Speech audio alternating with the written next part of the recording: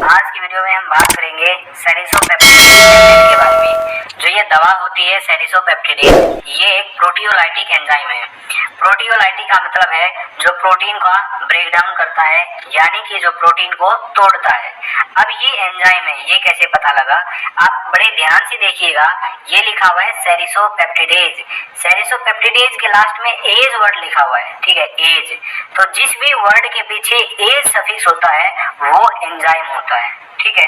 जैसे कि लाइपेज, मैं आपको लिख के बता देता हूँ, एग्जाम्पल है जैसे कि लाइपेज, ये भी एक एंजाइम है क्योंकि इसके पीछे क्या है, एज वर्ड लगा हुआ है, ठीक है। अगर आपने 11th या 12th क्लास के अंदर बायोलॉजी पढ़ी है ना, तो आपको अच्छे से पता होगा एज सफिक्स जिस भी वर्ड के पीछे लगा हुआ होगा वो एक एंजाइम होता है। वो अलग बात है कि वो किस तरीके का एंजाइम है। जैसे कि किस तरीके का एंजाइम हो सकता है, कोई तो एंजाइम होता है जो प्रोटीन को तोड़ता है, कोई एंजाइम होता है जो लिपिड को तोड़ता है, कोई एंजाइम होता है जो कार्बोहाइड्रेट को तोड़ता है, ठीक है। तो अलग अलग तरीके के एंजाइम होते हैं, लेकिन हमको एज जो सफिक्स है उससे ये पता लग जाता है कि वो एक एंजाइम है। ठीक उसी प्रकार यहाँ पे आपको दिख रहा है सेरिसोपेप्टिडेज, ठीक है। तो एज वर्ड से हमको पता लगा कि ये एक एंजाइम है, और कौन सा एंजाइम है, प्रोटियोलाइटिक एंजाइम है, यानी कि प्रोटीन को तोड़ने वाला ये एंजाइम होता है, ठीक है। अब इसके यूज की बात करते हैं, कहाँ कहाँ सेरिसोपेप्टिडेज का यूज किया जाता है। आपको यहाँ पे दिख भी रहा होगा सेरिसोपेप्टिडेज टैबलेट है 10 mg के अंदर। तो इसका यूज की बात करते हैं, तो सेरिसोपेप्टिडेज टैबलेट का यूज किया जाता है स्वेलिंग के अंदर और पेन के अंदर, यानी कि बॉडी के अंदर कहीं भी सूजन है या फिर बॉडी के अंदर कहीं भी दर्द है, तो दर्द और सूजन को कम करने के लिए इस टैबलेट का यूज किया जाता है। तो यही इसका एक यूज है। आगे जो भी जितने भी ये यूज लिखे हैं ये पेन और स्वेलिंग से रिलेटेड ही है। एक एक करके मैं आपको इनको बता देता हूँ। जैसे कि ईयर स्वेलिंग, कान के अंदर अगर सूजन है वहां पे आप इसको यूज कर सकते हो। फेस स्वेलिंग, चेहरे पे सूजन हो गई है वहां पे यूज कर सकते हो। आई स्वेलिंग, आंखों में सूजन आ गई है वहां पे उस सूजन को कम करने के लिए इस टैबलेट का इस्तेमाल किया जा सकता है। डेंटल डिजीज, डेंटल यानी कि दांतों के अंदर, जैसे कि मसूड़ों के अंदर सूजन आ गई है तब इसका इस्तेमाल कर सकते हो। या फिर जो कोई डेंटल प्रॉब्लम है आपको कोई भी, और डेंटल डिजीज की वजह से आपका जो दांत है वो निकाल दिया गया है, ठीक है। तो टूथ एक्सट्रैक्शन के बाद भी जो पेन या स्वेलिंग होती है उसको कम करने के लिए भी डॉक्टर के द्वारा सेरिसोपेप्टिडेज का इस्तेमाल किया जाता है। जैसे बैक पेन, पीठ के अंदर दर्द है वहां यूज कर सकते हो। घुटनों के अंदर पेन है या फिर घुटनों के अंदर सूजन आ गई है तो वहां पेन और सूजन को ठीक करने के लिए इसका इस्तेमाल कर सकते हो।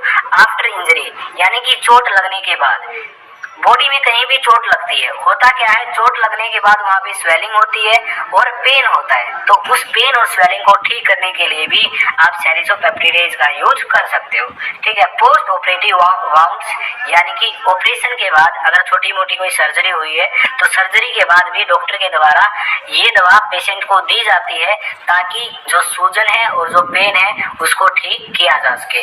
तो मेन तो इसका जो यूज है वो एक ही है, पेन और स्वेलिंग को रिड्यूस करने के लिए, ठीक है। बाकी तो ये सारे एग्जांपल है कि स्वेलिंग कहाँ कहाँ हो सकती है, पेन कहाँ कहाँ हो सकता है, ठीक है। ये थोड़े से कुछ एग्जांपल आपको समझाने के लिए मैंने बता दिए।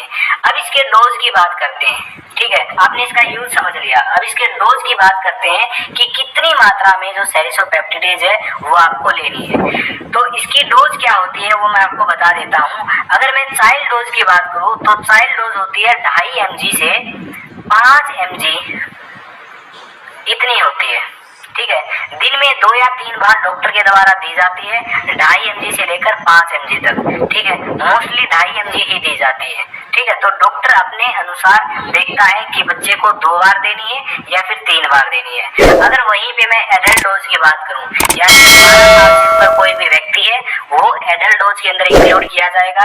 तो एडल्ट डोज जो दी जाती है वो 5 से 10 mg टिड दी जाती है, यानी कि दिन में 3 बार दी जाती है, ठीक है। जैसे 5 mg सुबह, 5 mg दोपहर और 5 mg शाम को। अगर ज्यादा ही सूजन है या फिर पेन है बॉडी के अंदर तो वहां पे फिर डॉक्टर के द्वारा 10 mg mg कर दी जाती है, वो भी दिन में 3 बार, 10 mg सुबह, 10 mg शाम को और 10 mg दोपहर। तो दिन में 3 बार जो ये डोज है सेरिसोपेप्टिडेज की ये दी जाती है। अब यहाँ पे एक बात नोट करने वाली है कि जो ये सेरिसोपेप्टिडेज है ये हमें खाली पेट लेनी चाहिए या फिर खाना खाने के बाद लेनी चाहिए, ये आपको जानना बहुत जरूरी है। तो मैं आपको बता देता हूँ, जो ये दवा है या तो आप इसको खाली पेट ले सकते हो, यानी कि खाना खाने से आधा घंटे पहले आप इसको ले सकते हो, ठीक है। अगर आपने खाना खा लिया है उसके बाद भी आप ले सकते हो, लेकिन यहाँ पे खाना खाने के बाद आप 2 घंटे के बाद लोगे। खाना खाने के 2 घंटे के अंदर अंदर आप दवा नहीं लेनी है, ठीक है। 2 कंडीशन है, या तो खाना खाने से आधा घंटा पहले लो या फिर खाना खाने के 2 घंटे बाद आपको ये जो दवा है ये लेनी है, ठीक है। अगर आप इसको खाना खाने से पहले लेते हो तो भी ये अच्छा रिजल्ट शो करती है, और खाना खाने के 2 घंटे बाद अगर आप इसको लेते हो तो भी ये अच्छा रिजल्ट शो करती है। तो इसका जो लेने का तरीका है वो आपको मालूम होना चाहिए और ये आपको याद भी होना चाहिए, ठीक है। खाली पेट भी ले सकते हो और खाना खाने के बाद, लेकिन खाना खाने के 2 घंटे बाद, राइट। आगे बात करते हैं साइड इफेक्ट की। क्या क्या इसके साइड इफेक्ट हो सकते हैं। देखिए, नोजिया यानी कि फील ऑफ वोमिटिंग, जी मिचला सकता है, उल्टी आ सकती है, स्किन पे रैशेज लाल लाल दाने हो सकते हैं, डायरिया यानी कि लूज मोशन ये हो सकता है, स्टमक का जो पेट है उसके अंदर डिस्कम्फर्ट हो सकता है, लॉस ऑफ एपेटाइट यानी कि जो भूख है वो कम लगेगी। तो इनमें से कोई भी साइड इफेक्ट अगर आपको देखने को मिलता है सेरिसोपेप्टिडेज दवा लेने के बाद, तो तुरंत ही जो दवा है इसका इस्तेमाल बंद कर देना चाहिए, ठीक है। तो इनमें से कोई भी जो साइड इफेक्ट है वो हो सकता है, और जरूरी नहीं है कि सबको ही हो, किसी किसी को इनमें से कोई साइड इफेक्ट देखने को मिल सकता है, ओके। आगे बात करते हैं कॉन्ट्रा इंडिकेशंस एंड वार्निंग की, यानी कि जो ये दवा है सेरिसोपेप्टिडेज ये कहाँ पे यूज नहीं करनी है, कॉन्ट्रा इंडिकेटेड है। अगर कोई पेशेंट खुद सेरिसोपेप्टिडेज से सेंसिटिव है, यानी कि उसे इसको एलर्जी है, तो उसको तो नहीं देनी चाहिए। दूसरा है हिपेटिक इम्पेयरमेंट, यानी कि लीवर से रिलेटेड कोई भी डिजीज है तो उस पेशेंट को भी नहीं देनी चाहिए।